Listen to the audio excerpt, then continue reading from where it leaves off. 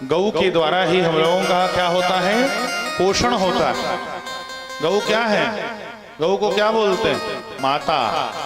और एक जन्मदात्री माता है और एक पोषण करने वाली माता है कि नहीं है? सब लोग बचपन में गऊ का दूध पिए कि नहीं पिए ना, लेकिन हम लोग अपने घर में गऊ को नहीं रखना चाहते हैं, गऊ की सेवा नहीं करना चाहते हैं। बचपन में डॉक्टर भी बताते हैं कि देखो गऊ का यदि दूध पियोगे तो आपका दिमाग तीव्र होगा, अच्छा होगा।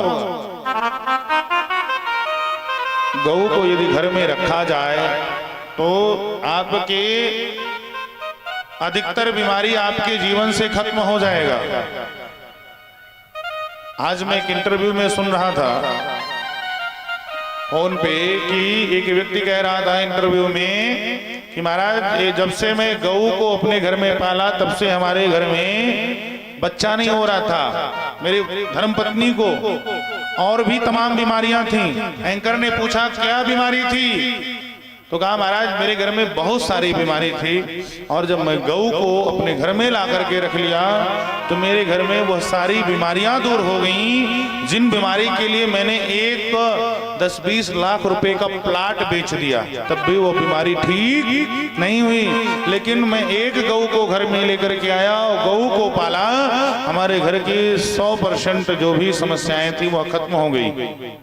क्यों? क्योंकि गऊ के भीतर में 33 कोट के देवता विराजमान है। हमारे सनातन धर्म में जितने 33 प्रकार और 33 कोट के जितने देवता हैं वो गऊ के शरीर के भीतर में विराजमान है कि नहीं? एक बार ब्रह्मा जी ने विचार किया, देखो जब इस धरातल में पूजन के लिए आह्वान किया जाता है तो सारे देवता नहीं पहुंच पाते हैं।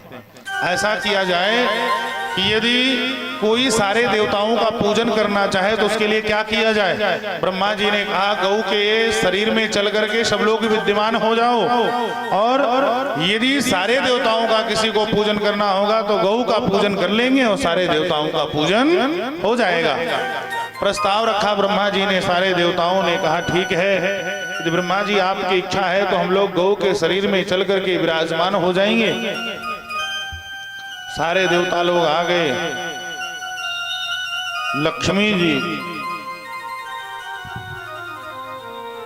रह गई। लक्ष्मी जी जब रह गई तो ब्रह्मा जी ने कहा देखो सब लोग तो आ जाते हैं लेकिन देवियां अभी लेट हैं। सब लोग एक एक अंग में, गऊ के अंग में जाकर के सब लोग अपना अपना स्थान ले लिए। 2 ही जगह बचा था। कहाँ पे? गौ मूत्र में और गौ के गोबर में 2 ही स्थान बचा हुआ था। लक्ष्मी जी गौरी जी जब आई तो उनसे कहा गया देखो अब 2 ही स्थान बचा है, आप दोनों लोगों को इस स्थान को लेना पड़ेगा। दोनों देवियां प्रसन्न हो गईं।